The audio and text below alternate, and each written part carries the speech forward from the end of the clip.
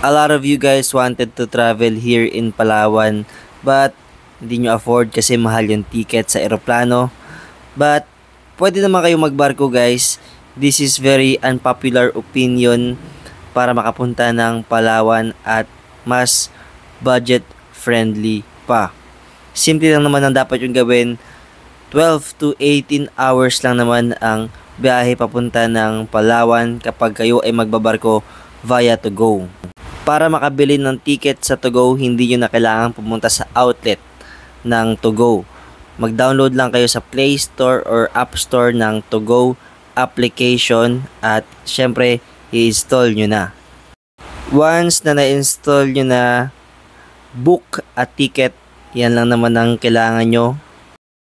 Origin kung saan kayo galing at destination kung saan kayo papunta. Yan, may mga travel dates at nagbibigay ako ng halimbawa dito na kunyari galing ako ng Coron, Palawan at papunta ako ng Manila dahil ako isa sa para ng barko.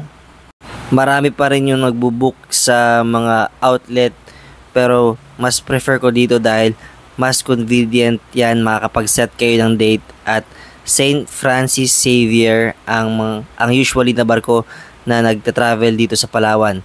Yan ang mga price range ng mga higaan at mga bunk beds.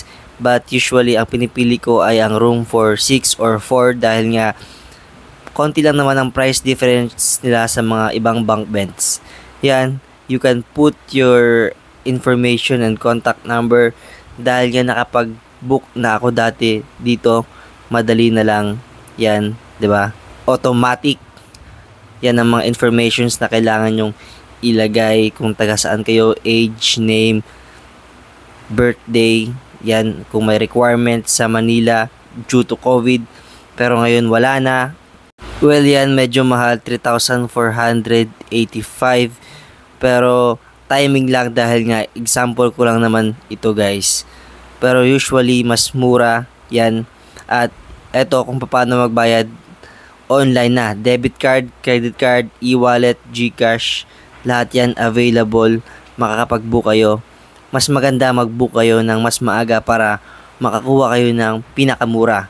Yung 3,000 plus na yon dahil nga ngayon lang ako nag-book. Pero yung usually na nakukuha ko ng mga ticket ay mga tag 2,000 lang depende sa time ng inyong pag-book. Well, i-compare nyo naman yan sa eroplano na 10,000 going to Coron from Manila. Ngayon pala ay nandito ako sa El Nido pero taga Coron talaga kami. Sumakay lang kami ng ferry going to El Nido from Coron, Palawan at I'm gonna make a vlog about it. Napakamahal lang, yun ang pinakamahal na pamasahe dito dahil ang kanilang price is for tourist.